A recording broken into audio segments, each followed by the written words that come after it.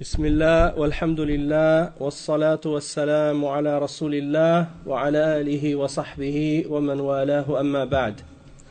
On commence donc, on fait cette présentation aujourd'hui des frères de Laval, la mosquée Al-Risala. Ils m'ont invité, ça m'a fait plaisir de venir pour participer, alhamdulillah.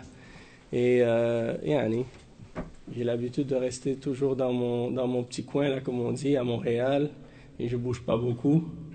Mais alhamdulillah, ça fait plaisir de temps en temps de voyager et de me déplacer pour venir rencontrer des frères que je ne connais pas et voir des nouveaux visages et profiter, Inch'Allah, échanger. Et du moment qu'est-ce qu'on fait? On le fait pour Allah Azza wa Jal. On espère qu'Allah nous donne la sincérité et qu'il nous donne l'ikhlas dans nos paroles et dans nos actions et qu'il nous récompense aussi pour que, Inch'Allah, au jour de la résurrection, on puisse avoir de ces bénédictions-là sur la balance des actions, Inch'Allah Ta'ala. Il n'y a pas de doute que la quête de la science et la recherche de la connaissance, c'est une des plus grandes formes d'adoration, parmi les adorations que Allah Azza wa Jal nous a ordonnées. Et le prophète alayhi salatu wassalam, il dit dans le hadith, Talabul ilmi farida ala kulli muslim. La quête de la science est une obligation à tout musulman. Et les frères m'ont demandé de parler à propos d'un sujet qui est un sujet très important. C'est le sujet de la compréhension de qu'est-ce que signifie la voie des salaf. Tariq al-salaf, manhaj al-salaf. Et donc ça, c'est quelque chose qui est très important parce que, en réalité, c'est quelque chose que Allah nous a ordonné de suivre. Allah Azza wa Jal nous ordonne de suivre le droit chemin. Il nous ordonne de suivre as-sirat al-mustaqim. Et as-sirat al-mustaqim, il n'y a pas de doute que c'est la sharia d'Allah Azza wa Jal, le Coran et la Sunna. Et également de suivre, comme le prophète sallallahu alayhi wa sallam nous l'ordonne, la voie de ses compagnons, suivre leur exemple de façon générale. Et quand on parle des salaf de façon générale, on parle des sahaba avant tout. On parle du prophète alayhi salatu wassalam et on parle des sahaba. Parce que le terme salaf, ça vient du sens de man salafa, c'est-à-dire ceux qui ont précédé, ceux qui sont venus avant toi. D'accord? Et lorsqu'on parle du terme salaf par rapport à la religion, on parle de ceux qui nous ont précédés dans la religion, c'est-à-dire les sahaba. Et les sahaba, ils ont pris leur religion de qui? Ils ont pris leur religion du prophète, alayhi salatu wassalam, contrairement à nous. Nous, on a pris notre religion de ceux qui ont hérité des salafs. D'accord? Et de génération en génération, cette science-là s'est transmise. Mais on n'a pas appris directement du prophète, alayhi salatu wassalam, parce qu'on n'était pas vivant à son époque. On n'a pas été témoin de la révélation. Et c'est ça la différence. Nous, par exemple, si on veut apprendre comment faire la salat, eh bien, on doit regarder dans les hadiths. On doit regarder dans le Coran et dans les hadiths. Et les sahaba, eux, n'avaient pas besoin de regarder dans des hadiths ou de regarder dans des livres pour apprendre et étudier le fiqh. Ils avaient juste à regarder l'exemple du prophète sallallahu alayhi wa sallam devant leurs yeux et de l'écouter, de voir ses gestes et ses mouvements et d'écouter ses paroles. Et s'il y avait quelque chose qu'ils ne comprenaient pas, ils avaient juste à demander directement au prophète sallallahu alayhi wa sallam à propos de l'explication de cette adoration-là. Ce qui fait qu'ils ont une position privilégiée. Ils sont privilégiés parmi tous les hommes. Et c'est pourquoi ils ont un mérite particulier par rapport à tous les musulmans. Personne, peu importe sa piété, peu importe sa science, ne pourra jamais les égaler en quoi que ce soit. Et le prophète sallallahu alayhi wa sallam, il dit ça. لا تسبوا أصحابي فوالذي نفسي بيده لو أنفق أحدكم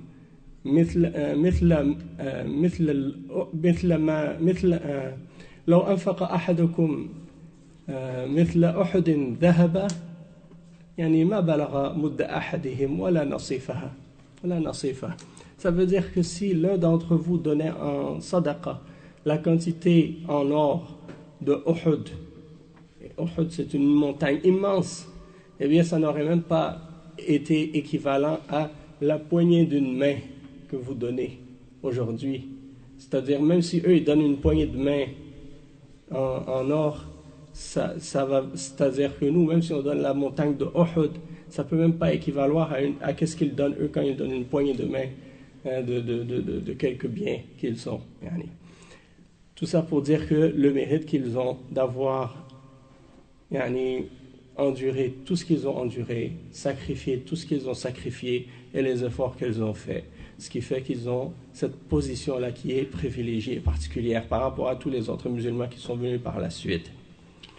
Et donc, les frères m'ont demandé de parler de la salafiyya et j'ai choisi de me baser sur un livre écrit par un cheikh qui s'appelle Abdullah Ad-Dhufayri. Et le titre du livre s'appelle Haqiqatu Manhaj al-Salaf, la réalité de la méthodologie des salafs. Et il n'y a pas de doute que le livre en lui-même, il est assez volumineux. Bon, même si c'est une petite risala très courte, mais pour traduire tout ça en français, c'est sûr que ça demande quand même du temps. Pourquoi? Parce que quand on traduit, eh bien, ça demande des explications plus détaillées parfois, et puis ça fait que le temps est prolongé à cause de ça. Donc, qu'est-ce que je vais faire? Je ne vais pas traduire, bien entendu, le livre au complet, mais je vais seulement lire quelques passages du livre et traduire certaines portions, certaines explications qu'il a mentionnées, le cheikh, et on va essayer à partir de ça, comprendre un peu plus de la réalité de ce que signifie d'être sur la méthodologie et la voie des salaf as-salih. Donc c'est bien de connaître aussi les preuves sur lesquelles se base la voie des salafs et pourquoi c'est obligatoire de les suivre, pourquoi c'est obligatoire de se baser sur leur compréhension et que leur compréhension est la seule qui est valable. Pourquoi les autres compréhensions qui contredisent leur voie, elle n'est pas acceptable. Donc ça c'est important de le comprendre et il faut connaître les preuves à ce sujet-là. Et donc le cheikh il parle des différentes étapes par lesquelles on passé justement cette méthodologie-là et cette voie-là et il explique, il dit فقد يكون الكلام حول هذا العنصر يعني لا ينطبق على المنهج السلفي من حيث هو كمنهج لأن المنهج السلفي رباني قد أكمله الله ببعثة الرسول صلى الله عليه وسلم وما مات عليه الصلاة والسلام إلا وقد أكمل الله به الدين كما قال تعالى اليوم أكملت لكم دينكم وأتممت عليكم نعمتي ورضيت لكم الإسلام دينا. So le cheikh il explique en fait ici que cette méthodologie et cette voie des salafs, la façon dont on va en parler maintenant, c'est pour expliquer les différentes étapes que cette méthodologie-là a traversées. Et il dit, on ne parle pas de cette méthodologie-là en tant que voie divine révélée par Allah Azza wa Jal, parce que ici, cette voie divine-là, elle a été complétée et révélée par Allah Azza wa Jal et complétée par la venue du prophète alayhi salatu wassalam. Lorsque le prophète Mohammed alayhi salatu wassalam est décédé, Allah Azza wa Jal a complété la religion et la religion a été parfaite. Et Allah Azza wa Jal le dit dans Surat Al-Ma'ida, le verset 3, aujourd'hui j'ai complété pour vous ma religion et j'ai parachevé sur vous mon bienfait et j'ai agréé l'islam comme religion pour vous. Donc ça veut dire que à partir de la venue du prophète sallallahu alayhi wa sallam, lorsqu'il est mort, la révélation a été complète et le message de l'islam a été complète. Et la salafiyya, c'est la religion du prophète sallallahu alayhi wa sallam, c'est l'islam. Et donc quand on dit que le Coran a été révélé et que la religion a été complétée, et bien ça veut dire que cette voie des salafs, elle était complète également. Sauf que il y a eu des étapes par la suite qui ont fait que cette compréhension-là, elle s'est structurée de façon plus spécifique et elle est devenue de plus en plus claire. Il y a des choses qui se sont manifestées qui font que les choses sont devenues plus structurées par la suite. Et donc le cheikh il dit ensuite فالمنهج السلفي ليس فكرة من وضع البشر تطور مع تطور التفكير والتجديد كسائر الأفكار والعقائد التي هي من وضع البشر فتمر على مراحل مرحلة تأسيس ثم مرحلة انتشار ثم مرحلة التطوير إلى آخره. إن المنهج السلفي منهج رباني كامل بكمال الدين لا يحتاج إلى زيادة أو إلى التطوير ولا حاجة له في الأخذ من الأديان الأخرى أو إلى الثقافات الأجنبية من فلسفة اليونان أو علم المنطق أو علم الكلام إلى آخره. Donc il dit, cette méthodologie-là, ce n'est pas une idéologie qui a été inventée par un être humain ou par une personne. Ce n'est pas quelque chose qui a évolué dans la pensée humaine et qui a été réformé avec le temps par la pensée et par les croyances de celui qui l'a fondé ou inventé, et qui a passé par différentes étapes, par l'étape de fondation, puis l'étape de la propagation, puis l'étape de l'évolution. Ce n'est pas le cas. Puisque ce manhaj, c'est la religion d'Allah Azza wa Jal. C'est la religion dans toute sa perfection et tout ce qui a été révélé depuis le moment où elle a été complétée. Et donc, elle n'a pas besoin, par conséquent, ni d'ajout, elle n'a pas besoin non plus d'évolution ou de changement, elle n'a pas besoin qu'on modifie des choses dedans, comme c'est le cas des religions, des autres religions qui ont été inventées par les hommes, ou des idéologies, ou des philosophies. Elle n'a pas besoin de philosophie étrangère, comme la philosophie des Grecs, ou la théologie basée sur la dialectique aristotélicienne, ou bien qu'est-ce qu'on appelle aussi al-mantiq. Parce qu'il y a des groupes, il y a des individus qui ont dévié quand ils ont essayé d'interpréter le Coran et la Sunna en se basant sur la philosophie ou en se basant sur la logique d'Aristote ou bien sur d'autres principes de ce genre. Et ils ont commencé à déformer le sens du Coran et de la Sunna pour être en accord avec ces philosophies-là. Et ils ont pensé qu'ils ont mieux compris le Coran que les Sahaba et que les tabi'in, et que les tabi'in qui, eux, n'avaient pas eu recours à ces idéologies ou à ces philosophies-là. Et ces gens-là, déjà au départ, leur égarement est clair. Parce que comment tu peux prétendre avoir mieux compris le Coran et la Sunna que les Sahaba, ceux qui ont été témoins de la révélation et qui ont vécu avec le prophète alayhi salatu wassalam. Ça, déjà, c'est une aberration de penser de cette façon. Alors que le cheikh il dit فقد روى ابن أبي عاصم في كتاب السنة عن أبي الدرداء رضي الله عنه قال خرج رسول الله صلى الله عليه وسلم علينا فقال ويم الله لأتركنكم على مثال البيضاء. وروى أيضا عن جابر بن عبد الله أن عمر بن الخطاب رضي الله عنه أتى النبي صلى الله عليه وسلم بكتاب أصابه من بعد الكتب فغضب فقال أمتهوكون فيها يا ابن الخطاب والذي نفسي بيده لقد جئتكم بها بيضاء نقية. يقول شيخ الإسلام ابن تيمية رحمه الله ومن علم أن المتكلمين من المتفلسفة وغيرهم هم في الغالب في قول مختلف يؤفك عنه من أفك يعلم الذكي منهم العاقل أنه ليس هو فيما يقول على بصيرة وأن حجته ليست بينة وإنما هي كما قيل فيها حجج تهافت كالزجاج تخالها حقا وكل كاسر مكسور.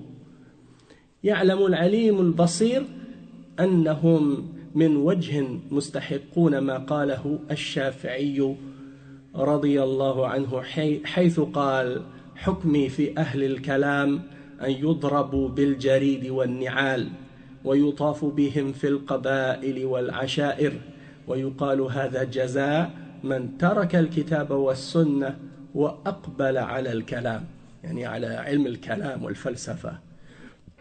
وإنما يصدق هذا الكلام يعني مراحل المنهج السلفي من حيث التوضيح والبيان والانتشار والقوة وأسباب وعوامل ذلك، من حيث مراحل تدوين العقيدة السلفية، لا من حيث ذات المنهج السلفي لأنه منهج رباني كامل كما أسلفنا.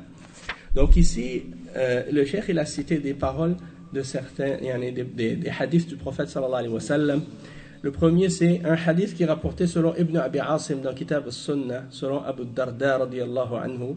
Il dit que le messager d'Allah sallallahu alayhi wa sallam est sorti vers nous et il nous a dit, hein, par Allah, je vais vous laisser sur quelque chose, mithl al-bayda, en voulant dire que je vous laisse sur une voie qui est claire, éclatante, brillante. Hein, c'est-à-dire, comme dans une autre narration, il dit layluha kanahariha. Sa nuit et son jour, c'est pareil. Hein? La yaziru anha illa halik. Personne n'en dévie except qu'il périt. Et une autre narration qu'il a rapportée selon Jabir ibn Abdullah, que Omar ibn al-Khattab radiyallahu anhu était venu voir le prophète sallallahu alayhi wa sallam. Et il avait trouvé quelques livres. Hein? Alors le prophète sallallahu alayhi wa sallam a été fâché. Dans une autre narration, on lit que c'était là un des livres des gens du livre, c'est-à-dire un livre parmi les livres des gens du livre, hein, et peut-être que c'était le livre des Juifs. Donc, le prophète sallallahu alayhi wa sallam a été fâché de le voir avec ce livre-là dans sa main. Et il lui a dit, est-ce que tu as des doutes, ya Abd al-Khattab? Il dit, par celui qui tient mon âme en sa main, je vous ai laissé, ou je vous suis venu avec une voix qui est claire et propre. Hein, qui est pur. Dans une autre narration, il dit yani, لو كان موسى حيا ما وسعه إلا أن يتبعني. Si Moussa était vivant encore aujourd'hui, il n'aurait pas d'autre choix que de me suivre. Alors même si, comme on dit aujourd'hui, le livre des Juifs et des chrétiens, il a été falsifié, il a été changé, on a rajouté des choses dedans, ou on a enlevé des choses dedans, même s'il était authentique 100%, et qu'il n'y avait pas eu de falsification dedans, eh bien, on n'aurait pas non plus de devoir ou d'obligation ou de suivre quoi que ce soit de ce qui est écrit dedans, dans leur livre. Même si Moussa lui-même était vivant aujourd'hui, il n'aurait pas d'autre choix que de suivre le prophète Mohammed alayhi salatu wassalam. Et le cheikh, il cite ensuite une parole d'Ibn Taymiyyah, rahimahullah, qui parle à propos des mutakallimin. Ilm al-kalam, on a expliqué déjà, c'est ceux qui se réfèrent à la philosophie pour essayer d'interpréter la religion et en particulier d'interpréter la croyance. Et parmi les groupes qu'on considère comme faisant partie des gens de kalam, il y a les Jahmiya, les Mu'tazila, les Asha'ira, les Maturidiyya. Ça, c'est les sectes qui se réfèrent à des idéologies philosophiques pour essayer d'interpréter la croyance islamique. Au lieu de se référer directement au Coran et à la Sunna et de comprendre les textes tels qu'ils sont et de les prendre tels que les Sahaba les ont pris, eh bien, ils se réfèrent à des idées philosophiques pour essayer de déformer le sens des attributs d'Allah Azza wa Jal et pour nier ou affirmer certaines choses qui sont en contradiction avec, selon eux, la logique et la compréhension. Donc, ces gens-là, de Ilm al-Kalam, parmi les ulama qui ont consacré beaucoup d'efforts et beaucoup de temps pour les réfuter, Cheikh al-Islam ibn Taymiyyah, il a écrit de nombreux livres pour les réfuter, et il mentionne à leur sujet qu'ils sont dans une parole divergente. Hein? Il dit hum fil ghalib fi qawlin mukhtalif. Et il dit, et la personne d'entre eux qui est intelligente, eh bien, elle sait que ce qu'il dit, il ne le dit pas avec compréhension et avec science. Et que sa preuve, ou la preuve qu'il essaie d'amener, n'est pas claire. Et ils sont comparables à des gens qui ramènent des preuves qui sont comme du verre. Hein? Depuis que tu les frappes, ils se cassent. Ce n'est pas des arguments solides. D'accord? Et c'est ça la réalité de Ilm al-Kalam. C'est des arguments qui sont très futiles, contrairement aux preuves qui sont basées sur la révélation. Et il dit que la personne qui a la science et qui comprend bien comme il faut la religion, sait que ces gens de Kalam méritent ce que l'imam al-Shafi'i a décrété à leur sujet. Et vous savez que l'imam al-Shafi'i fait partie des imams parmi les imams de Ahl al-Sunnah. Un imam parmi les imams des Salaf. Hein? De même que l'imam Malik, l'imam al-Shafi'i, l'imam Ahmad et l'imam Abu Hanifa, tous ces imams sont des imams salafis. Il n'y a pas d'autre croyance pour eux que la aqidah de Ahl al-Sunnah wal Jama'a. D'accord? Même si aujourd'hui, il y a des gens, vous allez rencontrer des gens qui se disent Maliki ou qui se disent Shafi'i, hein? Puis ils se disent Hanafi, puis ils ont la aqidah autre que l'imam, autre que la aqidah de l'imam qu'ils prétendent suivre. Par exemple, ils disent, nous on est maliki. Et quand tu lui demandes, mais c'est quoi ta aqidah? Ils disent, ma aqidah c'est la aqidah ash'ariya. Alors que l'ash'ari, Abu al-Hassan, hein, eh bien, cette aqidah qu'il a inventée, elle est venue bien longtemps après l'imam Malik. Hein? L'imam Malik était mort déjà des centaines d'années avant que Abu al-Hassan al-Ash'ari soit né. Hein? Donc comment quelqu'un qui est venu après l'imam prétend que celui qui était là avant lui était sur sa croyance alors que c'est lui qui l'a inventé. Donc c'est un anachronisme, mais c'est illogique de prétendre cette chose-là. Hein? Avant Abu al-Hassan al-Ash'ari, la aqidah ash'ariya n'existait pas. Donc l'imam Malik est mort avant la naissance de Abu al-Hassan al-Ash'ari. Hein? Donc comment est-ce qu'il aurait pu être ash'ari?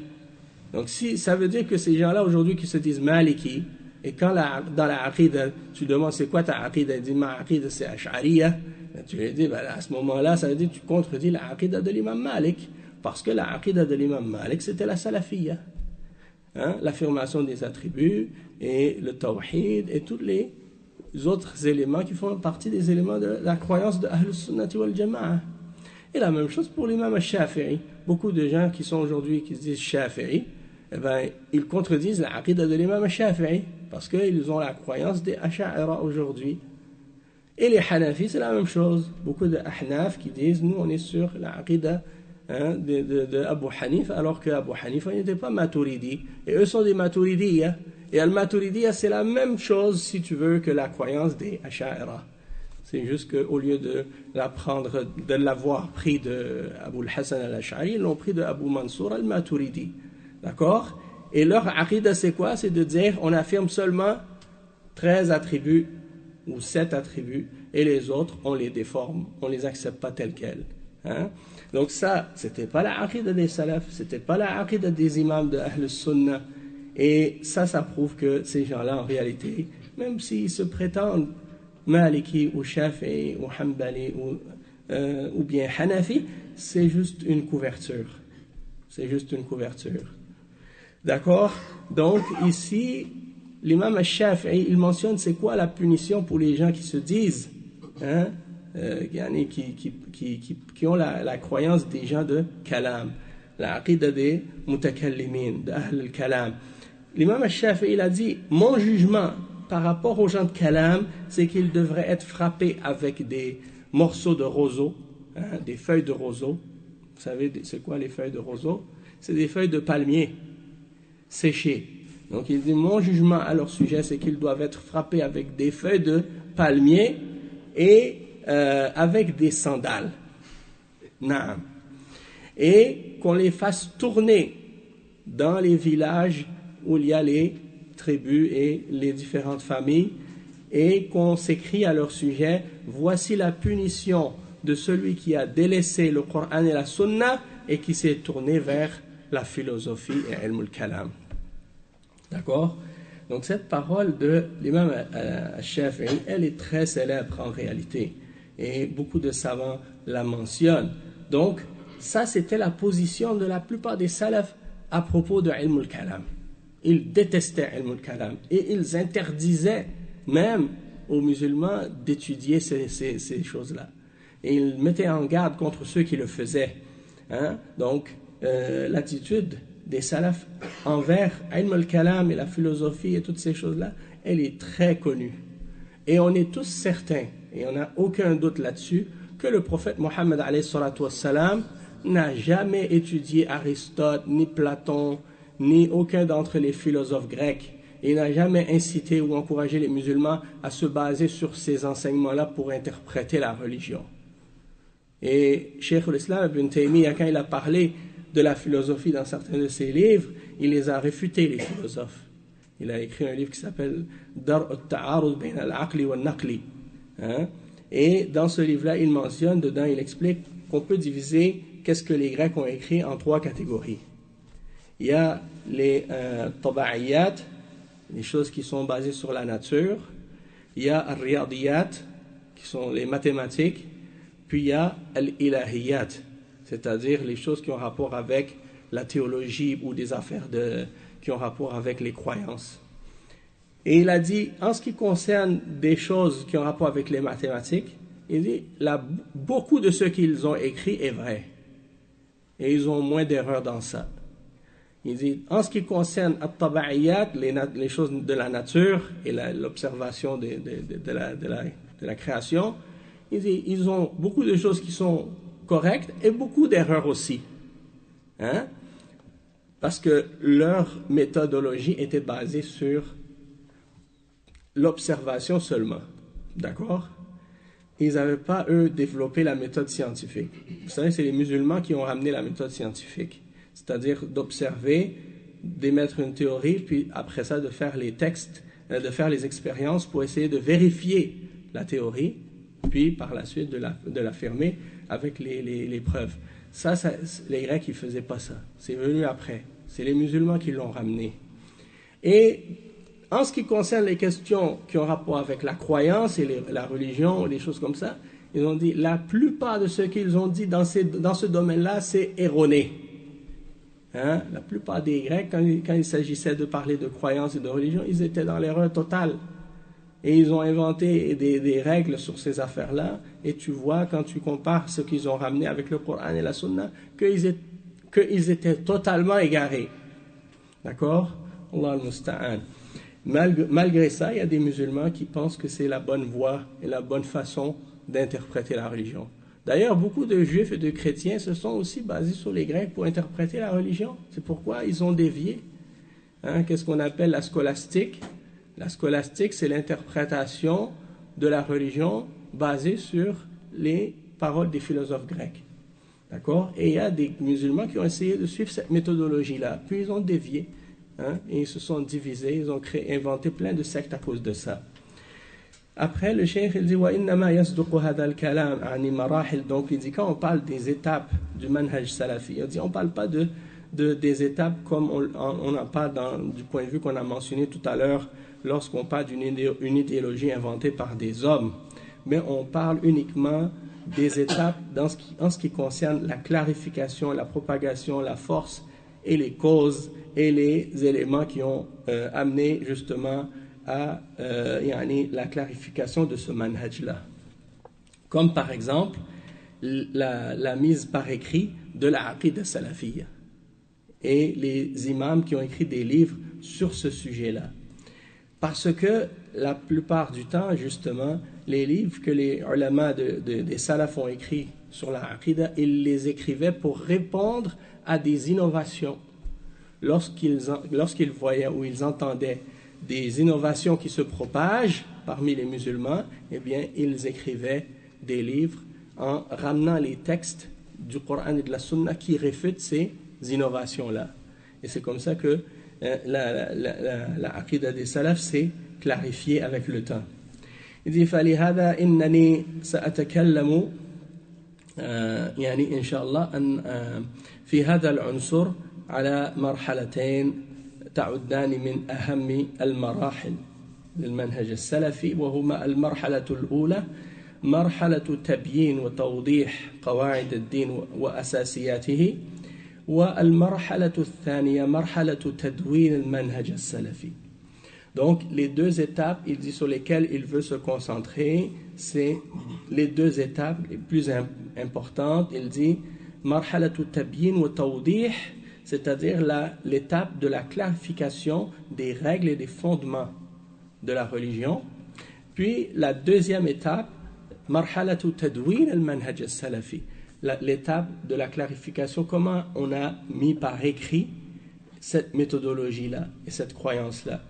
Donc il dit المرحلة الأولى هي عهد السلف الصالح أهل القرون الأولى. هذه المرحلة يعني تعد مقياسا يوزن به الناس والجماعات والفرق، يعرف به الحق من الباطل، ويفهم الدين بفهمهم، حيث إن الله تعالى قد زكاهم وأوجب اتباع ما أجمعوا عليه.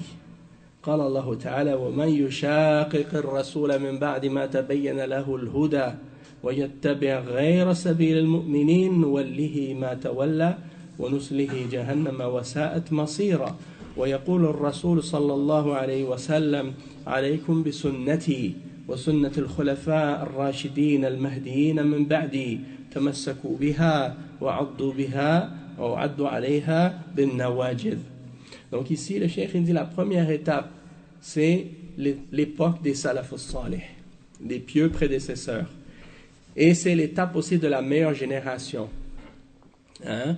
Et la meilleure génération parce que le prophète sallallahu alayhi wa sallam a dit khayrun nasi qarni thumma alladhina yalunahum thumma alladhina yalunahum, c'est-à-dire la meilleure génération c'est la mienne, puis celle qui vient après, puis celle qui vient après, hein? Celle qui la suit, celle qui la suit. Donc les trois premières générations sont les meilleures, hein? Et toutes celles qui viennent après, eh bien il y a du bien et il y a du mal dedans, et le bien est dans ce qui est en accord et qui correspond à ce que les premiers ont suivi. Donc plus tu suis ceux qui ont précédé, plus tu es en accord avec ce qui est bien.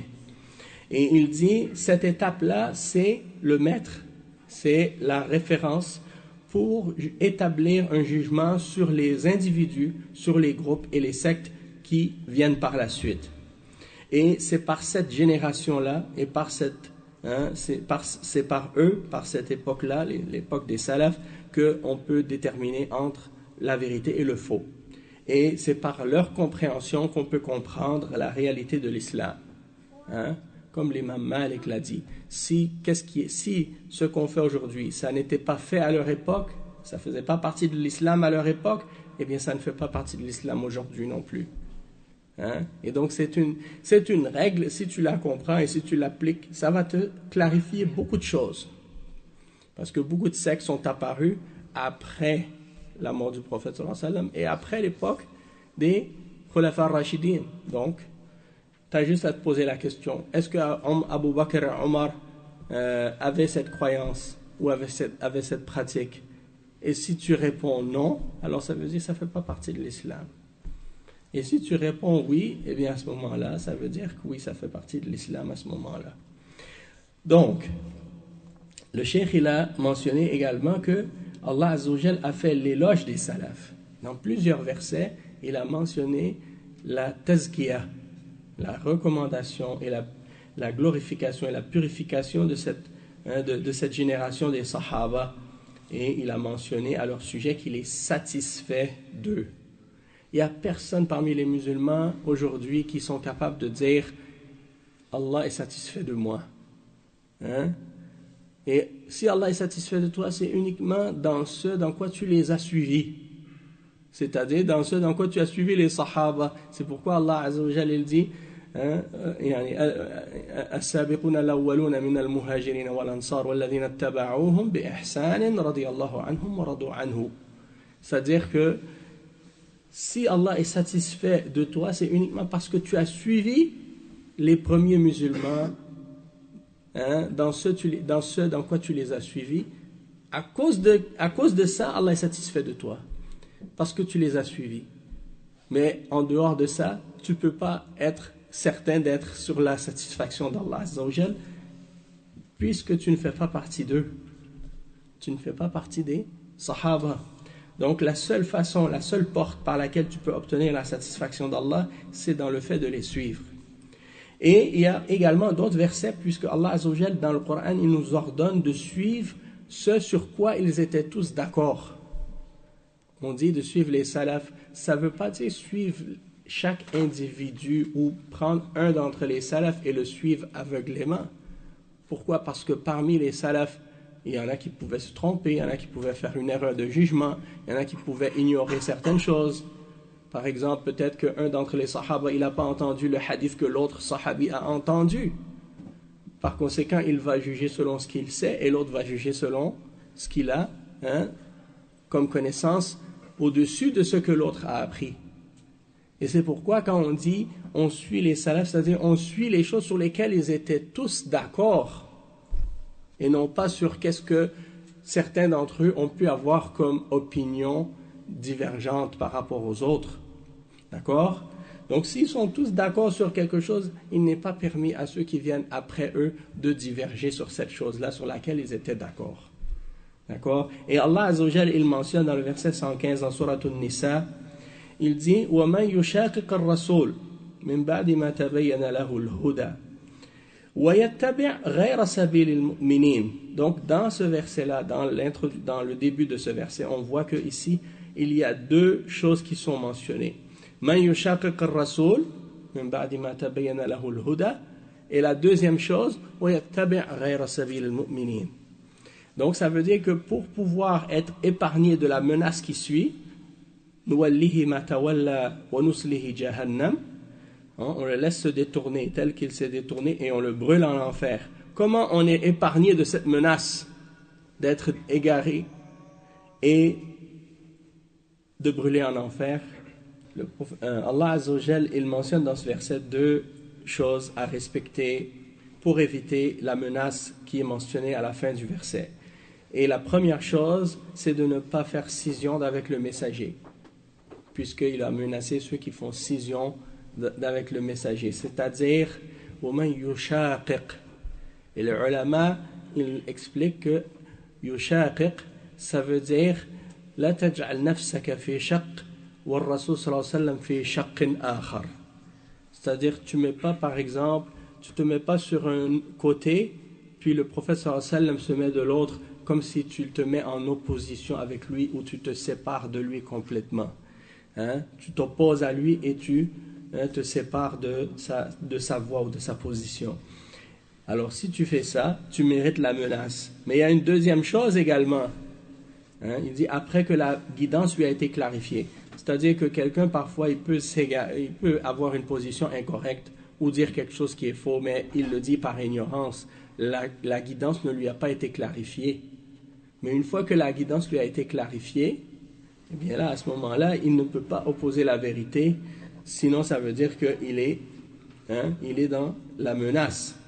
Et la deuxième chose qu'il faut respecter par la suite, c'est de suivre la voie des croyants. Parce qu'il a menacé ceux qui suivent autre que la voie des croyants. Et les croyants, dans le verset, ça fait référence à qui? C'est les Sahaba, parce qu'à l'époque du prophète sallallahu alayhi wa sallam, il n'y avait pas d'autres croyants que les Sahaba. D'accord? Donc si tu suis autre que la voie des Sahaba, eh bien ça aussi ça rentre dans la menace si tu le fais, c'est-à-dire si tu suis autre que leur voie. Donc ça veut dire que de suivre leur voie, c'est une obligation. Et les ulama, ils ont pris ce verset-là comme preuve sur les éléments qui établissent l'ijma' comme un des fondements de la charia. L'ijma', c'est-à-dire le consensus, lorsque tous les musulmans sont d'accord sur un point. Et quand on parle de tous les musulmans, on parle des premiers musulmans. Par exemple, aujourd'hui, tu trouves certains parmi les Asha'ira, quand ils parlent, ils disent « Ouais, mais nous, on est 95% des musulmans dans le monde aujourd'hui.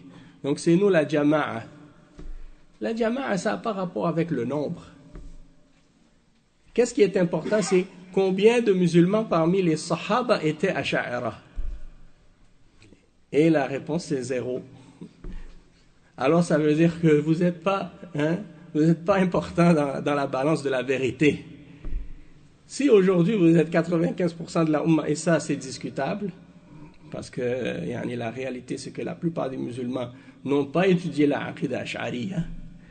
Ceux qui ont étudié la Aqidah Ash'ariyya, c'est quelques individus qui ont étudié Ilm al-Kalam dans les universités, comme Al-Azhar ou bien certaines universités qui enseignent ces choses-là, Ilm al-Kalam. Mais sinon, en dehors de ça, la majorité des musulmans dans le monde musulman sont sur la fitra. Et quand ils lisent les versets dans le Coran, si Allah il dit Ar-Rahman ala al-Arsh istawa, ils croient que Allah il est ala al-Arsh istawa. Ils ne vont pas commencer à rentrer dans la philosophie pour essayer de nier le verset. Contrairement aux Asha'ira, on dit Allah s'est élevé sur son trône tel que cela lui convient, tel que cela convient à sa perfection et à sa majesté. Et c'est ça la aqidah de la majorité des musulmans. Et d'ailleurs, l'imam Malik, quand on lui a posé la question « Kayfa istawa » Ar-Rahman ala al-Arsh istawa, kayfa istawa? Qala al-istiwa ma'loum, wal-kayfu majhoul, wal-imanu bihi wajib, wal-su'alu anhu bid'ah. Il a dit, al-istiwa, le fait que Allah s'est élevé sur le trône, c'est connu dans la langue arabe. Personne n'ignore cette signification-là. Wal-kayfu majhoul. Le comment, il n'est pas connu. On ne sait pas comment Allah s'est élevé sur le trône. Et on n'a pas le droit de demander le comment, ni d'essayer de l'imaginer.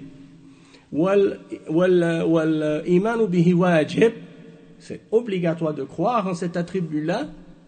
وَالسُّؤَالُ عَنْهُ بِدْعَةٌ, et de questionner à propos du comment, c'est une bid'a, c'est une innovation. Les Sahaba n'ont jamais demandé au prophète sallallahu alayhi wa sallam comment Allah s'est élevé sur le trône.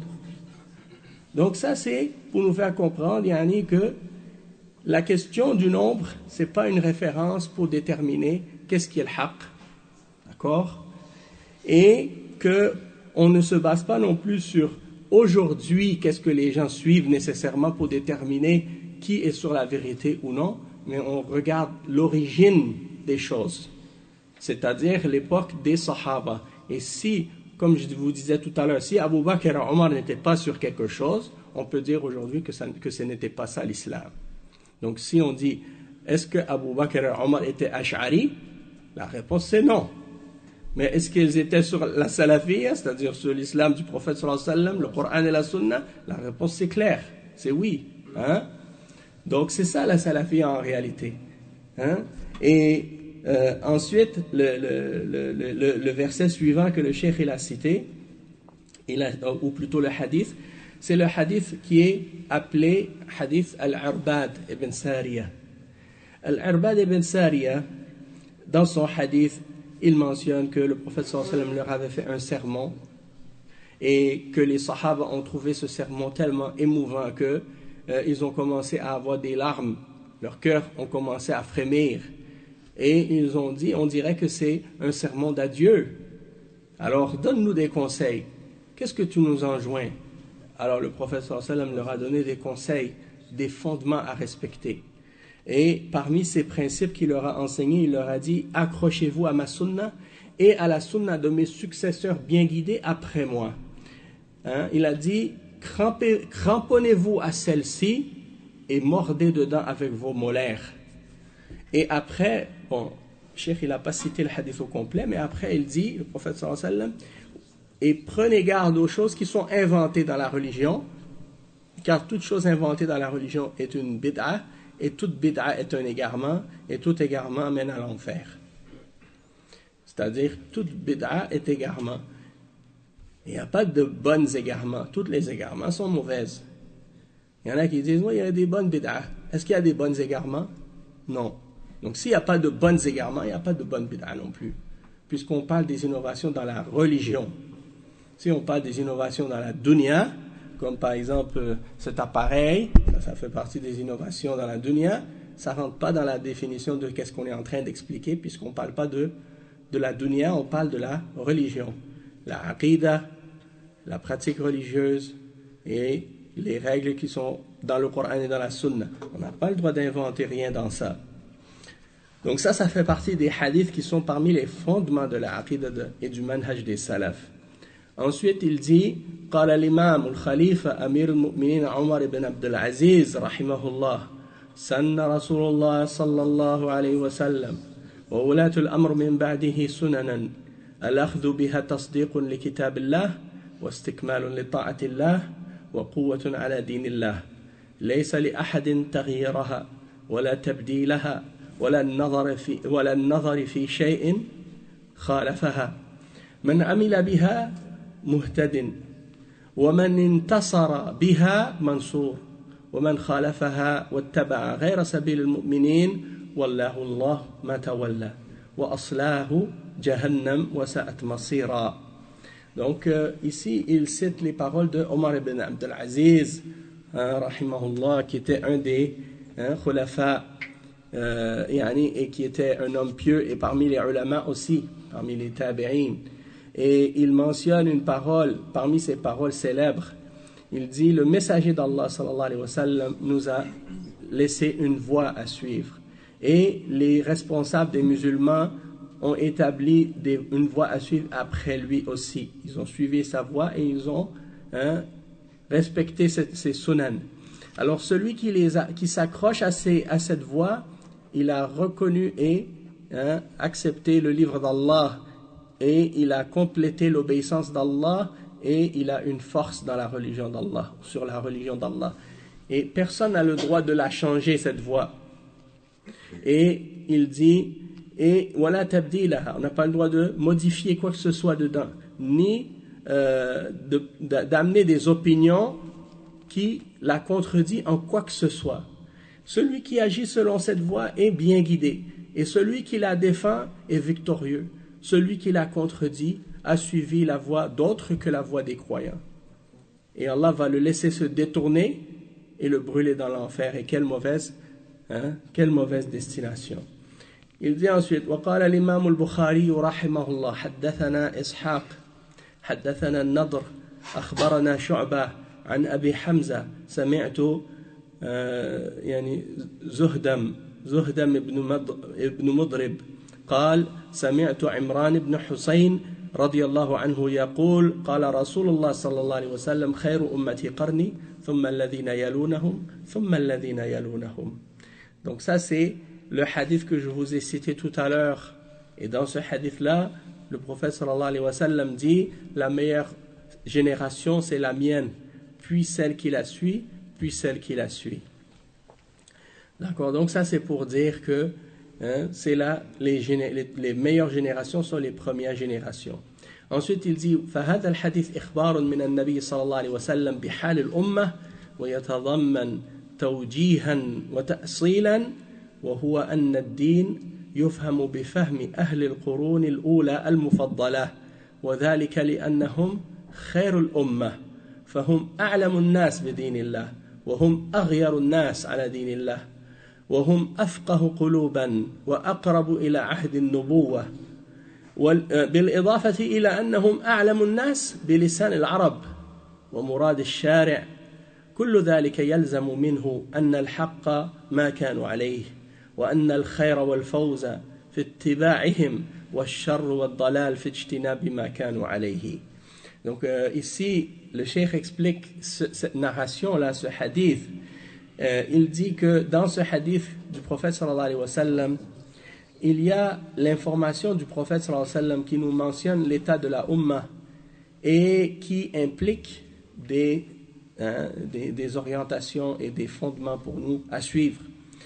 Et il nous fait comprendre également que la religion, elle doit être comprise par la compréhension des trois meilleures générations.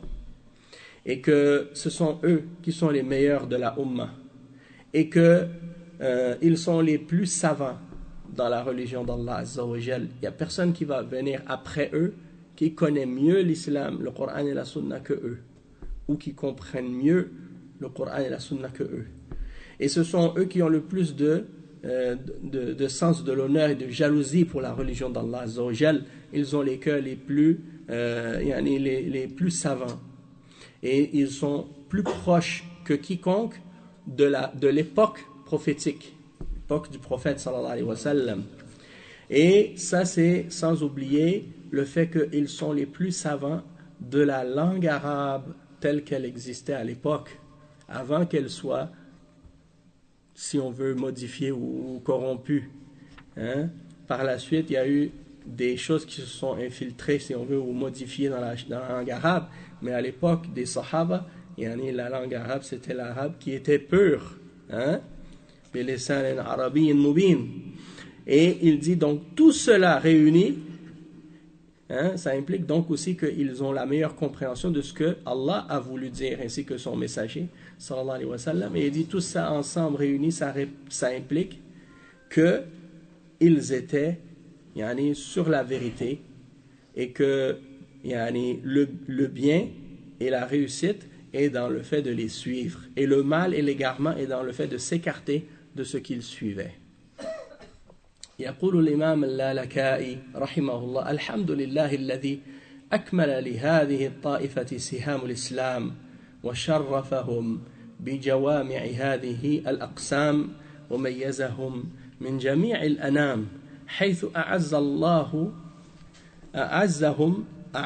الله بدينه ورفعهم بكتابه وأعلى ذكرهم بسنته وهداهم إلى طريقته طريقة رسول الله صلى الله عليه وسلم فهي الطائفة المنصورة والفرقة الناجية والعصبة الهادية والجماعة العادلة المتمسكة بالسنة والتي لا تريد لرسول الله صلى الله عليه وسلم بديلا ولا عن قوله تبديلا ولا عن سنته تحويلا ولا يثنيهم عنها تقلب الأعصار والزمان ولا يلويهم عن سمتها تغير الحدثان ولا يصرفهم عن سمة ابتداع من كاد الإسلام ليصد عن سبيل الله ويبغيها عوجا ويصرف عن طرقها جدلا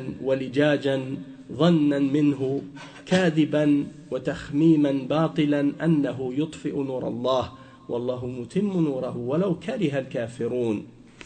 Donc ici c'est une autre citation que le cheikh a mentionnée, dans laquelle il mentionne la louange d'Allah Azza wa Jal, celui qui a complété par ce groupe les flèches de l'islam et les a honorés par toutes ces différentes catégories, et il les a distingués de tous les autres êtres humains, et il a fait en sorte qu'ils soient honorés par sa religion et élevés par son livre. Et Allah a élevé leur rappel par la sunna du prophète sallallahu alayhi wa sallam et les a guidés sur cette voie, la voie du messager d'Allah sallallahu alayhi wa sallam. Et donc c'est le groupe victorieux. Et il fait référence au hadith du prophète sallallahu alayhi wa sallam qui fait partie aussi des fondements de Ahl al-Sunnah wal Jama'a. لا تزال طائفة من أمتي ظاهرين على الحق لا يضرهم من خذلهم ولا من خالفهم حتى يأتي أمر الله وهم على ذلك. C'est-à-dire qu'il dit, le prophète sallallahu alayhi wa sallam, dans ce hadith, qu'il y aura toujours un groupe de sa umma qui va être victorieux sur la vérité. Ceux qui les abandonnent, ceux qui les trahissent, ceux qui les opposent, ne vont leur faire aucun tort, ne pourront rien faire contre eux comme tort, jusqu'à ce que vienne l'ordre d'Allah et qu'ils seront toujours sur cette vérité. D'accord? Donc ça veut dire que peu importe l'époque, même s'il y a des époques dans lesquelles les musulmans sont égarés ou que la majorité des musulmans sont loin de la sunna, mais n'empêche qu'il y aura toujours un groupe parmi eux qui va s'accrocher fermement à la vérité et qui va rester fidèle à la sunna et à l'islam jusqu'à ce que vienne l'ordre d'Allah Azza wa Jal, malgré ceux qui s'opposent, malgré ceux qui les délaissent ou les abandonnent. Et ça c'est comme les salafs l'ont expliqué, comme l'imam Ahmad et d'autres, ils ont dit ce sont Ahlul Hadith, ce sont les gens du Hadith, ce sont les gens qui s'accrochent aux fondements et aux principes des gens du Hadith. Et le Hadith du groupe sauvé, Al-Firqatun Najiyah, pourquoi? Parce que le prophète sallallahu alayhi wa sallam, dans le Hadith, il a annoncé que cette umma allait se diviser en plusieurs groupes. Il a dit que les juifs se sont divisés en 71 groupes, et les chrétiens vont se diviser en 72 groupes, et les musulmans se diviseront en 73 groupes. Et il a dit qu'ils seront tous en enfer excepté un. Et quand les sahaba ont entendu ça, ils ont demandé, parce que les sahaba c'est des gens qui sont très soucieux de connaître la vérité et de vouloir la suivre. Alors aussitôt qu'ils ont entendu ça, ils ont directement posé la question, lequel? C'est quel ce groupe, ô messager d'Allah, pour que je puisse en faire partie, pour que je puisse être parmi ceux qui sont sauvés, pas comme ceux aujourd'hui qui entendent ce hadith-là, puis qui commencent à chercher des prétextes pour ne pas l'accepter. Alors que le hadith est authentique. Il y a différentes versions du hadith, et c'est un hadith authentique. Et ils pensent que, mais non, il ne faut pas dire ce hadith-là, parce que sinon ça voudrait dire que les musulmans sont divisés. Pourquoi les musulmans ne sont pas divisés? Les musulmans, il n'y a pas de secte parmi les musulmans, il n'y a pas d'égarement parmi les musulmans. Donc, non seulement ils rejettent le hadith, mais ils rejettent aussi la réalité. Et ça, c'est aberrant, comme on dit. Donc, quand on regarde toutes les sectes, c'est clair qu'il y a des divisions dans la Ummah. Personne ne peut le nier. Mais ce hadith-là, il est très important pour nous parce qu'il nous fait comprendre que la vérité, elle est une. Il n'y a pas plusieurs islam, il n'y a pas plusieurs sunnah, il n'y a pas plusieurs voies. Il y a un seul chemin à suivre. D'ailleurs, quand Allah parle d'un chemin dans le Coran, il parle toujours du chemin au singulier. Hein? Et quand il parle des voies d'égarement, il mentionne toujours au pluriel. Et comme le verset وَأَنَّ هَذَا صِرَاطِي مُسْتَقِيمًا فَاتَّبِعُوهُ وَلَا تَتَّبِعُوا السُّبُلَ فَتَفَرَّقَ بِكُمْ عَنْ سَبِيلِهِ. Quiconque suit, hein, Allah il dit dans le verset, voici mon chemin droit dans toute sa rectitude, alors suivez-le et ne suivez pas les petits sentiers qui vont vous faire dévier, hein, qui vont vous diviser de mon chemin. Et à propos de ce verset, Abdullah ibn Mas'ud, il a raconté l'exemple que le prophète sallallahu alayhi wa sallam leur a montré un jour. Il a tracé un trait sur le sol et il a récité le verset, il a dit voici le chemin d'Allah. Il a fait une ligne droite. Puis à gauche et à droite de cette ligne, il a fait des petits traits. Il a dit, et ça, ces petits traits-là, c'est des sentiers qui égarent. Il dit, à la tête de chacun d'entre eux, il y a un shaitan qui appelle les gens à l'emprunter. Donc ça, c'est un exemple pour nous faire comprendre que le chemin d'Allah et la vérité, c'est un chemin unique. Et les chemins de l'égarement sont multiples. Maintenant, ce hadith, quand il dit que 73, les musulmans vont se diviser en 73 sectes, et seront tous en enfer excepté un. Qu'est-ce qui cause le problème à certaines personnes? Ce hadith-là, qu'est-ce qui cause un problème à certaines personnes par rapport à ce hadith? C'est le fait que le prophète sallallahu alayhi wa sallam mentionne l'enfer pour 72 d'entre ces sectes. Alors, beaucoup de musulmans qui n'ont pas compris comme il faut la compréhension des textes de la menace en islam, ils comprennent les textes à la façon des Khawarij. Et c'est quoi la compréhension des Khawarij par rapport au texte de la menace? C'est de penser que tout verset qui mentionne une menace pour un péché, ça veut dire que ça fait sortir de l'islam. Or, ce n'est pas nécessairement le cas. Quand Allah Azza wa Jal dit que quelqu'un qui fait quelque chose, il va en enfer, ça ne veut pas dire que c'est parce qu'il est kafir. Et quand le prophète sallallahu alayhi wa sallam dit celui qui fait telle chose, il va aller en enfer, ça ne veut pas dire que c'est parce qu'il est kafir. Mais ça veut dire que peut-être parce qu'il mérite le châtiment. Et c'est pas parce que Allah Azza wa Jal ou le prophète sallallahu alayhi wa sallam ont menacé celui qui fait tel péché ou tel péché d'un châtiment en enfer que ça veut dire que cette menace va s'exécuter sur lui. Il peut y avoir des éléments qui font que cette personne soit pardonnée pour ce péché-là ou que ce péché-là soit expié pour cette personne.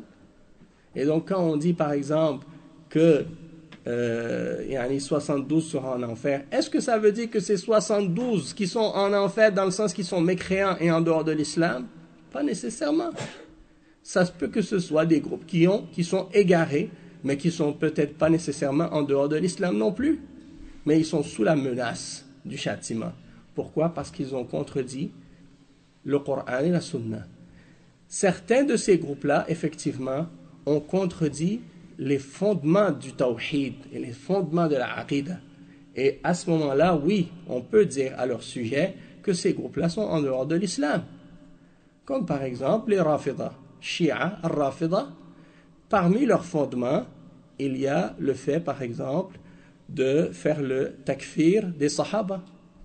Donc celui qui fait le takfir des Sahaba et qui dit que tous les Sahaba sont devenus kuffars après la mort du prophète sallallahu alayhi wa sallam, excepté Ali radiyallahu anhu et quelques-uns qu'on peut compter sur les doigts, celui qui dit ça, il est kafir. Les ulama ont dit ça, c'est du kufr. Parce que tu ne peux pas faire le takfir de la umma comme ça. Tu fais le takfir d'Abu Bakr et Omar et tu envoies des malédictions sur eux, puis tu penses que tu as des hasanat parce que tu fais ça. Ça, c'est de l'égarement lointain. Et non seulement ça, ils insultent Aïcha radiyallahu anha alors que Allah l'a purifié dans le Coran. Donc toi tu viens et tu contredis Allah Azza wa Jal. En plus tu détestes les musulmans, et non seulement les musulmans, mais les meilleurs d'entre les musulmans. Ah, ça c'est pas l'attitude et le comportement d'un musulman. Et le takfir des Rafidah, il est mentionné par les imams des Salaf, entre autres l'imam Malik, et beaucoup d'autres parmi les imams de Ahl Sunnah. D'accord? Donc, parmi les éléments qui font que ce ne sont pas des musulmans aussi, c'est que pour eux, parmi les fondements de l'islam, eh bien, il y a al-imama. Ils en ont fait un élément qui est plus important que le tawhid même. Hein? Et ils ont, non seulement ça, mais ils prennent les descendants de Ali radiallahu anhu pour des divinités ou des demi-divinités. Ils les invoquent, ils les adorent en dehors d'Allah. Ils ont fabriqué ou construit par-dessus leurs tombes des mausolées et des mosquées vers lesquelles ils vont chaque année faire des pèlerinages et ils les appellent au secours. Ils ont même des lignes téléphoniques pour appeler les imams. Oui, non, ce n'est pas des blagues, je vous jure. Et j'ai vu la vidéo sur YouTube, ils ont des lignes comme ça, et il y a la mausolée qui est à proximité, et la personne, elle appelle à ce numéro-là, et lui, il ouvre le téléphone, et il pointe le téléphone en direction de l'qabr, et la personne, elle peut appeler directement Al-Hassan, ou Al-Hussein, ou bien Ali, ou bien un des imams, puis il les invoque, il demande. Regardez, si vous allez par exemple sur Google, sur YouTube, là, vous écrivez Qabr al-Hussein, Karbala, vous voyez là-bas comment ils ont mis en plein milieu de la mosquée des grilles comme ça, avec la tombe au milieu, puis comment ils font le tawaf autour de cette tombe comme ça, et ils jettent de l'argent dans la grille derrière, cherchent de la baraka, et ils l'appellent, ils demandent secours quand ils ont des moments de détresse. Au lieu de demander à Allah de les sauver, ils appellent Ya Hussein, Ya Amir al-Mu'minin, Ya Fulan, Ya Fulan. Oui, c'est ça. Donc celui qui a ces pratiques-là et ces croyances-là, comment toi tu viens puis tu dis oui, ce sont des musulmans? Ça c'est du shirk akbar. Hein? Donc ça c'est des exemples. Parmi les sectes que les salafs ont déclarés également kuffar, il y a les Jahmiyyah. Ils les ont déclarés kuffar parce qu'ils nient les noms et les attributs en entier. Ils disent que Allah n'a aucun nom et aucun attribut. Et si quelque chose n'a pas de nom ni d'attribut, ça veut dire qu'il n'existe pas. Et donc c'est pourquoi les salafs, ils les ont considérés kuffar. Donc ces groupes-là, on peut dire que oui, ils ne sont pas dans l'islam. Ils n'ont rien à voir avec l'islam. Mais il y a d'autres groupes qui n'ont pas dévié au point de sortir de l'islam. Donc on ne va pas dire d'eux que ce ne sont pas des musulmans, mais on dit qu'ils sont sous la menace du châtiment de l'enfer. Peut-être Allah peut les pardonner s'il veut, mais ils restent quand même sur la menace de l'enfer.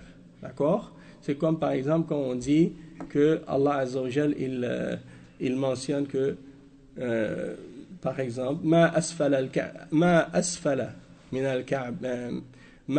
al-ka'bayni min al-izari fa fi an-nar. Ce qui est en bas des chevilles du vêtement que tu portes, c'est dans l'enfer. Donc quand tu dis ça, tu vois ce hadith, ça c'est une menace. Est-ce que ça veut dire que si tu vois quelqu'un qui a un vêtement qui dépasse sa cheville, tu vas lui dire tu vas en enfer? Peut-être qu'il peut aller, peut-être Allah peut décider de le châtier s'il veut, mais Allah aussi peut lui faire miséricorde. Parce que Allah Azza wa Jalla, il dit dans le Coran, Inna Allah la yaghfiru an yushraka bihi wa yaghfiru ma duna dhalika liman yasha.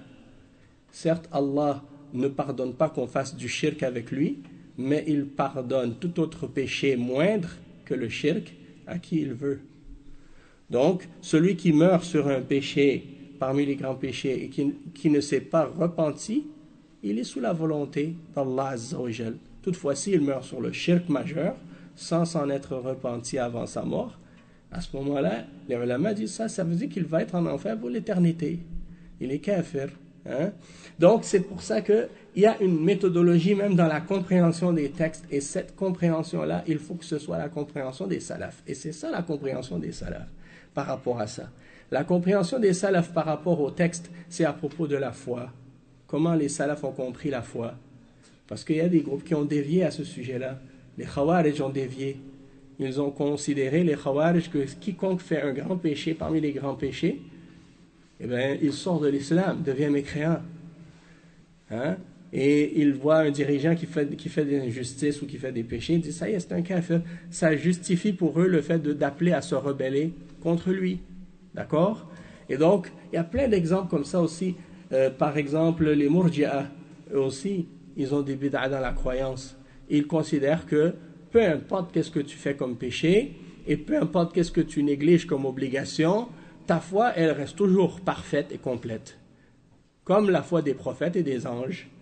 Donc ça veut dire que tu peux être le plus gros criminel au monde, et tu peux faire les pires crimes, et tu peux négliger toutes les obligations religieuses, mais ta foi est complète et parfaite, comme celle des anges et des prophètes. Et ça c'est insensé, ça ne fait aucun sens. C'est pourquoi les ulama d'Ahl Sunnah ils disent non, la foi, elle comprend les actions et elle augmente avec les bonnes œuvres et elle diminue avec les péchés. Donc la foi, c'est pas quelque chose qui est statique. C'est quelque chose qui augmente et qui diminue. Et on n'a pas tous la même foi. Abu Bakr radiyallahu anhu, il n'a pas la même foi que nous. Sa foi est supérieure à notre foi parce que c'était le meilleur des musulmans après le prophète sallallahu alayhi wa sallam. Et les sahaba, leur foi est beaucoup plus supérieure à notre foi. Et parmi les sahaba, certains sont plus croyants que d'autres. Et parmi nous, la même chose. Il y en a qui sont plus croyants que d'autres. Eux, les Murji'a, ils disent non. Tous les musulmans, ils disent tous les musulmans ont la même foi. Et il n'y a pas un qui a plus que l'autre. Et la foi, elle n'augmente pas et elle ne diminue pas dans la même personne. Elle est toujours fixe. Ça fait partie des bid'ah, des Murji'a. Et qui fait partie des Murji'a parmi les sectes? Les Asha'ira sont des Murji'a. Les Maturidiyya sont des Murji'a. Et tu retrouves aussi par exemple d'autres catégories de Murji'a, comme par exemple les Jahmiyya. Et ils ont des degrés différents d'égarement dans leur irja. Donc ça c'est un exemple. Il y a les Qadariyya aussi. Qadariyya, ceux qui nient la prédestination. Ils ne croient pas qu'il y ait une prédestination de nos œuvres. Ils disent c'est nous qui créons nos actions.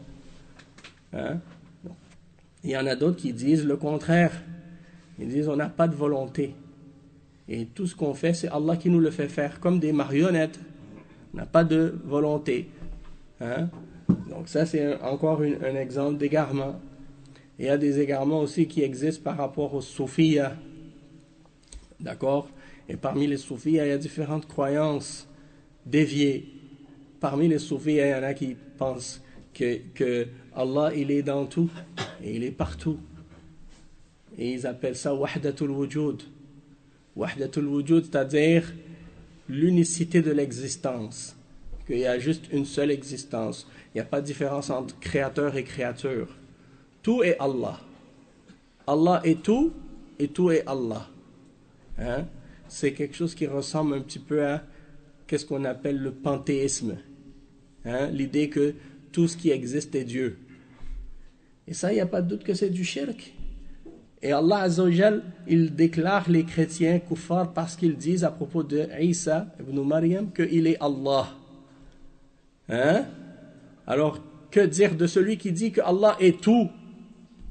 C'est encore pire que celui qui dit que Isa est Allah. Les chrétiens disent Jésus est Dieu incarné. C'est-à-dire, Dieu est en lui. Et il y a des soufis qui croient en ça. Ils appellent cette croyance al-hulul. Al-hulul wa wahdatul wujud. Il y a al-hulul. Al-hulul, c'est-à-dire, il y a des gens qui pensent qu'ils ont atteint un certain niveau tellement élevé de piété qu'ils deviennent un avec Allah. C'est comme Al-Hallaj, quand il montait sur la Kaaba, puis il ouvrait son manteau, puis il disait « Laysa fil jubbati illallah » Il n'y a pas dans le manteau rien d'autre que Allah. Et il disait « Subhani » gloire à moi. Et des paroles comme ça. Et quand il a été tué comme un hérétique, les soufis ont dit « Ah, c'est parce que c'était des gens qui aimaient trop la dunya. » Et ils n'ont pas compris ces paroles. Donc, beaucoup d'égarements comme ça. Il y en a qui disent « Les shuyukh, ils connaissent le ghaib. Et ils contrôlent l'univers. Rijal al-ghaib. Wal-qutb wal-ghawth. » Il dit « C'est à lui que tu dois appeler quand il y a un problème dans la dunya. Tu appelles al-ghawth. Ou qutb al-qutb. Le pôle de la création. et c'est lui qui va venir à ton aide. Il y a des croyances de shirk graves, des gens qui se disent musulmans et qui disent la ilaha illallah, et pourtant ils ont des croyances plus égarées que les croyances des juifs et des chrétiens, hein? Et ils se disent musulmans. Donc c'est pourquoi, mes frères, il faut étudier bien comme il faut cette aqidah, étudier comme il faut ce manhaj, et revenir à l'exemple de ce que suivaient nos prédécesseurs pour être préservés des déviations qui sont apparues par la suite. Hein? Et il y en a beaucoup d'autres, plus récentes, parmi les sectes. Il y en a des groupes qui sont apparus à l'époque contemporaine, et eux, qu'est-ce qu'ils ont essayé de faire? Ils ont essayé de prendre toutes les sectes et de les mettre en un seul groupe. Comme les Ikhwan al-Muslimoun, les frères musulmans, fondés par Hassan al-Banna et Sayyid Qutb. Et Hassan al-Banna, il y en a juste pour que vous sachiez en fait un petit peu à son sujet, il est un individu qui a grandi en Égypte, et lui, il a eu une éducation soufie. Son éducation, c'est une éducation soufie 100%. Et sa aqida, c'est la aqida ash'ariya. Il était ash'ari dans sa aqida. Il a écrit un livre d'ailleurs sur la aqida, et dedans il défend la aqida ash'ariya. Et il a dit à un moment donné dans son livre, qu'il a écrit sur son histoire, sur sa biographie un petit peu, c'est un livre un peu autobiographique, et il dit dedans qu'il a donné la bay'a à son cheikh, qui était un cheikh de la tariqa al-Hisafiyya al-Shadhiliyya. Donc il avait donné la bay'a à ce cheikh-là, et quand il faisait les célébrations du Mawlid, il allait assister avec eux, puis il aimait chanter les chants soufis avec les soufis comme ça, dans leur mosquée, et ils allaient parfois faire des pèlerinages vers des tombes. Tout ça c'est mentionné dans ses propos. Donc c'est ça sa méthodologie. Sauf qu'il a rajouté à cette éducation soufie plein de principes qui sont des principes tirés des groupes politiques et des partis démocratiques. Il a essayé d'utiliser les méthodes occidentales et de les mélanger avec les idéologies des soufis et des croyances, il y en a des différentes tendances. Puis il a fait ce groupe-là. Et il a appelé les gens à rentrer dans les élections. Puis même il a essayé d'utiliser les coups d'État aussi, parce qu'ils ont été parmi ceux qui ont travaillé pour faire la révolution contre le roi Farouk en Égypte à l'époque. Ils avaient même un groupe clandestin qui planifiait des attentats terroristes et des assassinats à leur époque. Donc c'est des gens, Allah al-Musta'an, qui ont une méthodologie très déviée, très dangereuse. Et c'est Qutb qui est venu se rajouter à eux par la suite. Eh bien, lui aussi, il a ramené une interprétation extrémiste aussi à la compréhension du Coran et l'interprétation du Coran. Il a écrit un livre qui s'appelle Fi Dhilal al-Quran, et dedans, il mélange toutes les tendances. Il a des interprétations des Khawarij, du Takfir, il y a des interprétations des Soufiyya, de Wahdatul Wujud. D'ailleurs, si vous regardez son tafsir de Qul Huwa Allahu Ahad, la sourate de Al-Ikhlas, il n'y a personne qui lit cette interprétation-là qui peut venir avec autre que la conclusion qu'il croyait en Wahdatul Wujud. Et ça, c'est du kufr. Les ulama sont tous d'accord que ça, c'est du kufr, Allah al-Musta'an. Malgré qu'ils n'ont pas fait le takfir de Sayyid Qutb. Mais c'est juste pour dire que c'est pas un tafsir qui est une référence pour les musulmans, et les savants ont mis en garde contre ce genre de livre. Pourquoi? Parce qu'il est rempli d'égarements. Allah al-Musta'an, il fait la déformation du sens des attributs d'Allah Azza wa Jal. Et eux, dans leur parti, ils acceptent tout le monde. C'est-à-dire que du moment que tu veux faire partie de leur parti politique, tout le monde est accepté. C'est pourquoi, c'est comme un peu comme le parti libéral ici, le parti québécois. Tu peux être hindou, tu peux être bouddhiste, tu peux être chrétien, tu peux être athée. Tout le monde est bienvenu dans le parti, du moment que tu suis la ligne du parti. Ben, le parti des frères musulmans, c'est la même chose. c'est plus un mouvement politique qu'un mouvement religieux en réalité. Sauf qu'ils ont une couverture religieuse. Mais en réalité, ils font tout ce qui oppose la religion. Allah al-Musta'an. Et parmi les groupes aussi, il y en a beaucoup d'autres. Mais je ne veux pas trop non plus prolonger. Puis je sais qu'il commence à être tard. Mais peut-être je peux vous donner un dernier exemple parmi les exemples pour vous montrer un petit peu à quoi on a affaire dans ce qui a trait à différentes tendances de ce qui se fait dans la communauté musulmane à Montréal et en dehors.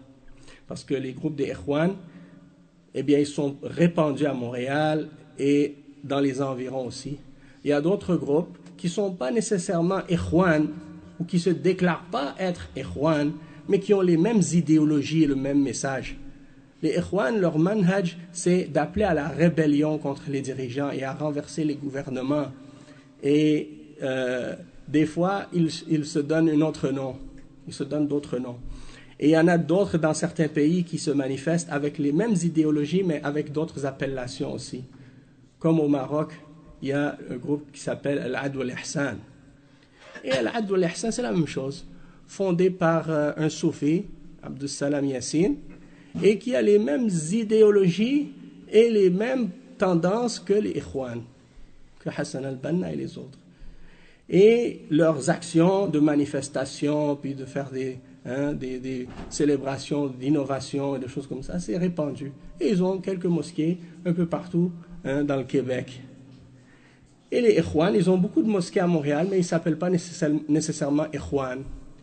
Des fois, ils s'appellent MAC, Muslim Association of Canada, ou bien des fois, ils se donnent d'autres noms. Et il y a plusieurs de ces mosquées-là qui sont des mosquées satellites pour les Ikhwan. Ils suivent la même méthodologie, ils mettent de l'avant les mêmes personnalités, les mêmes individus, et ils se réfèrent à ces gens-là pour